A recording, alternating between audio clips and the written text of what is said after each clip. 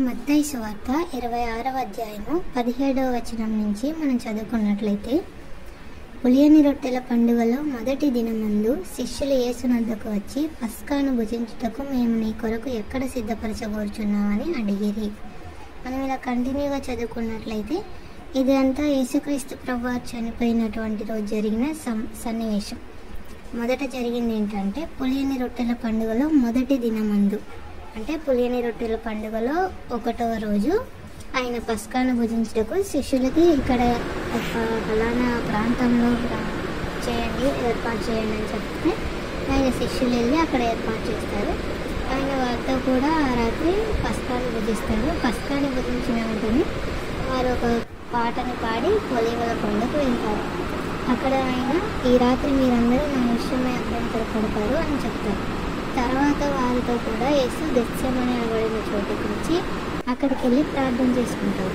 ఆయన 3 సార్లు ప్రార్థన చేసుకొని, మనుష్య కుమారుడు అప్పగించబడిన సమయం వచ్చింది, గడియ వచ్చిందని, వెళ్ళేదండి నన్ను అప్పగించే సమయం తీసుకున్నామని ఆయన శిష్యులతో చెప్తారు. అప్పుడు యూదా వస్తాడు. ఆయన పట్టుకోవడానికి ఆయనతో పాటు ప్రధాన యాజకులు 18 అందరినీ పట్టుకొని వస్తారు. ఆయన వచ్చినప్పుడు వాళ్ళు ఆయనను పట్టుకోవడం జరుగుతుంది, ఆయన తీసుకెళ్ళడం జరుగుతుంది.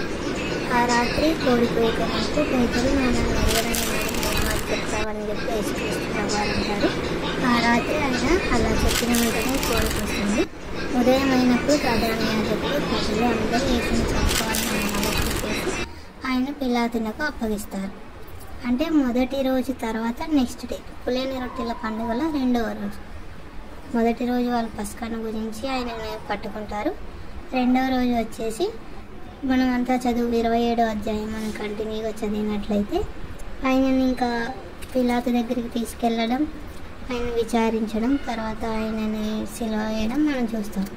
అయితే పులియని రొట్టెల పండుగలో మొదటి రోజు సాయంకాలం ఆయన తీసుకెళ్ళి 2వ రోజు ఉదయం అయినప్పుడు విచారణ జరిపించి 9 గంటల సమయంలో సిలువ వేస్తే ఆయన రమారమి 3 గంటల సమయంలో సిలువపై మరణించాను అని చెప్పి మనం చదువుకుంటాం.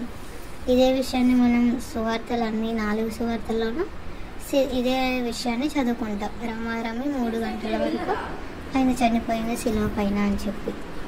అయితే ఇక్కడ మనం గమనించవలసిన విషయం ఏంటంటే, యేసుక్రీస్తు ప్రభువారు చనిపోయిన రోజు పులియని రొట్టెల పండుగలో మొదటి రోజు తర్వాత నెక్స్ట్ డే. అంటే ఆ రోజుల్లో ఎలా ఉండేది, యెహోవాను ఆరాధించే వారు ఇశ్రాయేలీయులు సాయంకాలం మొదలుకొని సూర్యాస్తమయం మొదలుకొని మళ్ళా సూర్యాస్తమయం వరకు ఒక రోజుగా పరిగణించేవారు.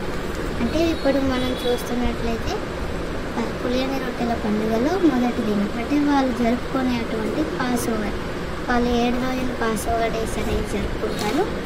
అందులో మొదటి రోజున యేసుక్రీస్తు ప్రభువారు సిలువ వేయబడి మరణించినట్లుగా మనం చెప్పుకోవచ్చు. చాలామంది యేసుక్రీస్తు ప్రభువారు చనిపోయిన రోజుని గుడ్ ఫ్రైడేగా జరుపుకుంటారు. కానీ మనం బైబిల్లో చూసినట్లయితే పస్కా పండుగ రోజు మొదటి దినమందు మన ప్రభు అయిన యేసుక్రీస్తు ప్రభువారిని పస్కా బలి పశువుగా కూడా మనం వర్ణిస్తాం. ఎఫెసీ 1 కొరింథీ పత్రిక 5వ అధ్యాయంలో చివరి వచనంలో చూసుకుంటే ఆయన మన పస్కా పశువు వధింపబడిన కనుక మనం పండుగ ఆచరిస్తాము అని చెప్పి ఉంటుంది.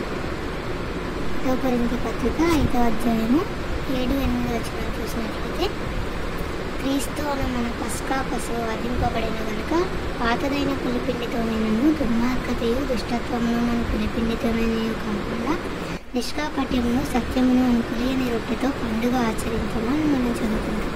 అంటే యేసుక్రీస్తు ప్రభువారు మన కొరకు మరణించిన రోజున పండుగగా జరుపుకున్నామని చెప్పి అంటున్నారు. అయితే మనం పండుగగా జరుపుకోవాల్సిన రోజు, యేసుక్రీస్తు ప్రభువారు చనిపోయిన రోజు ఏది అంటే బైబిల్ మనకు సెలవిస్తున్న విషయం పస్కా పండుగ. పస్కా పండుగ ఎప్పుడు జరుగుతుంది? పులియని రొట్టెల పండుగలో మొదటి దినం ముందు జరుగుతుంది. అయితే ఈ పులియని రొట్టెల దినం ఎప్పుడు స్టార్ట్ అవుతుంది? పస్కా పండుగ అసలు ఎప్పుడు జరుపుకుంటారు ఇజ్రాయేలీలు ధర్మశాస్త్రాన్ని, బైబిల్ని పాటిస్తారు. అయితే మన బైబిల్లో చూసి పస్కా పండుగను వాళ్ళు ఎప్పుడు జరుపుకుంటున్నారని పరిశీలిస్తే నిర్గమకాండము 12వ అధ్యాయం మొదటి నుంచి మనం తెలుసుకోవచ్చు. నిర్గమకాండము 12వ అధ్యాయము మొదటి నుంచి మోషే అహరోనులు ఐగుప్తు దేశంలో ఉండగా యెహోవా వారితో ఇలాగ సెలవిచ్చెను, నెలలలో ఈ నెల మీకు మొదటిది, ఇది మీ సంవత్సరమునకు మొదటి నెల. మీరు ఇశ్రాయేలీల సర్వ సమాజముతో ఈ నెల దశమి నాడు వారు తమ తమ కుటుంబముల లెక్క చొప్పున ఒక్కొక్కడు గొర్రెపిల్లనైనను మేకపిల్లనైనను అనగా ప్రతి ఇంటికి ఒక గొర్రెపిల్లనైనను ఒక మేకపిల్లనైనను తీసుకొనవలెను. ఆ పిల్లను తినుటకు ఒక కుటుంబం చాలకపోయిన యెడల వాడును వాని పొరుగువాడును తమ లెక్క చొప్పున దాన్ని తీసుకొనవలెను. ఇలా మనం చదువుకుంటూ వెళ్ళినట్లయితే 7వ వచనంలో, తర్వాత ఇశ్రాయేలీయుల సమాజపు వారందరూ తమ తమ కూటములలో సాయంకాలం అందు దాన్ని చంపి దాని రక్తము కొంచెం తీసి తాము దాన్ని తిని ఇండ్ల ద్వారబంధపు 2 నిలువు కమ్ముల మీదను పైకమ్మ మీదను చల్లి ఆ రాత్రియే వారు అగ్నిచేత కాల్చబడిన ఆ మాంసమును పొంగని రొట్టెలను తినవలెను. ఏ రోజు చెప్తున్నాడు యేసుక్రీస్తు? ఏ రోజు చెప్తున్నాడు అంటే ఈ నెల 14వ దినం వరకు మీరు దాన్ని ఉంచుకొనవలెను. ప్రతి కుటుంబము ఒక నిర్దోషమైన ఏడాది మగపిల్లని తీసుకోవాలి. అది నిర్దోషమైనది ఉండాలి.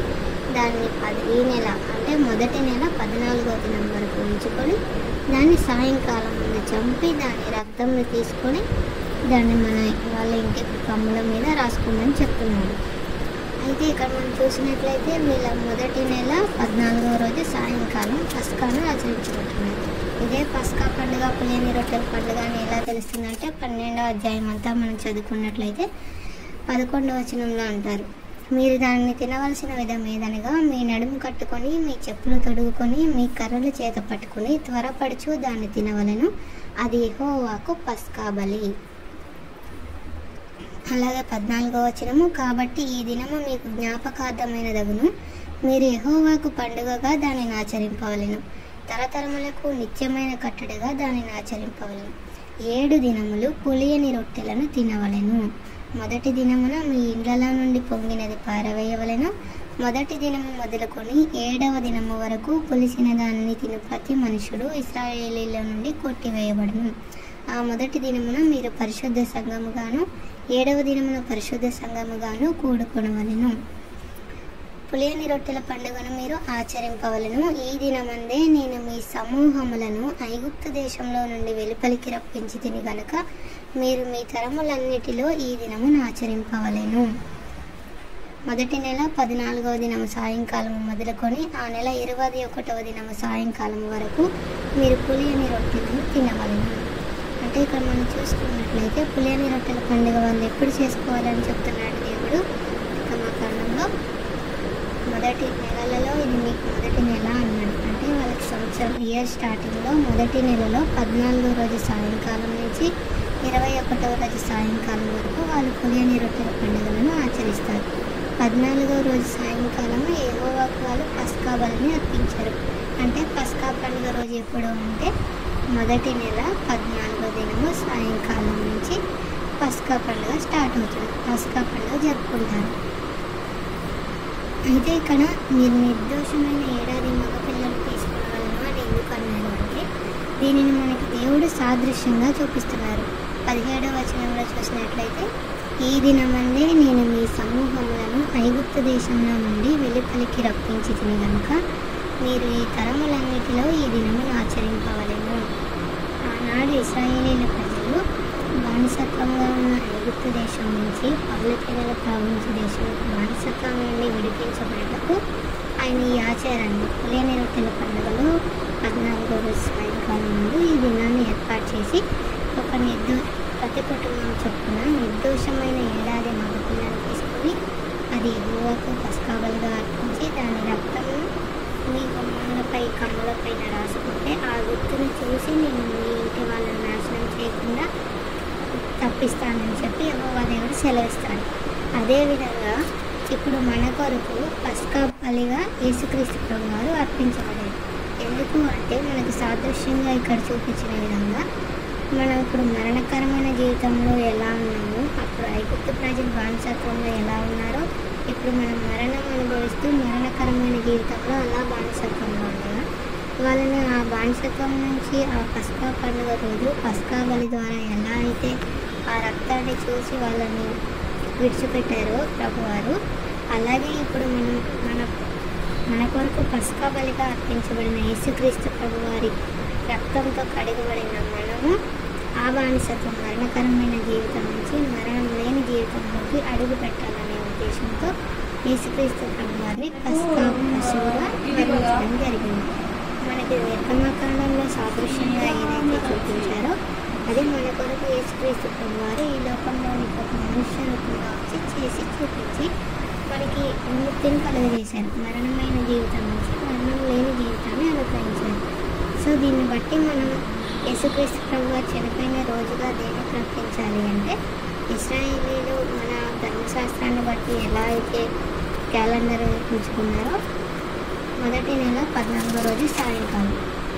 మొదటి నెల అంటే మన బైబిల్ ప్రకారం నిస్సాన్లో 14వ రోజు మనం చూసుకున్నట్లయితే మన క్యాలెండర్ ప్రకారం, మన తెలుగు క్యాలెండర్ ప్రకారం ఉగాది నుంచి ఇయర్ స్టార్ట్ అవుతుంది. మన బైబిల్లో నుంచి మనం తీసుకున్నట్లయితే మన హిందువుల సాంప్రదాయం ప్రకారం ఉగాది ఇయర్ స్టార్టింగ్ అని ఎలా చెప్తున్నారో ఇజ్రాయేలీ క్యాలెండర్ కూడా ఉగాది నుంచి స్టార్ట్ అవుతుంది. వాళ్ళ బైబిల్ని ఫాలో అయ్యి క్యాలెండర్ని నిర్మించుకున్నారు, మన ఇంగ్లీష్ క్యాలెండర్ కాకుండా.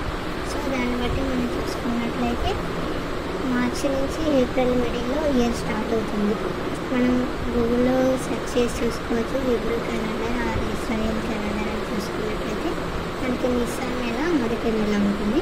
నిస్సాన్ మొదటి నెలలో 14వ రోజు సాయంకాలంలో మనం యేసుక్రీస్తు ప్రభు చనిపోయిన రోజుని జరుపుకోవాలి. Praise Lord. అందరికీ వందనాలు.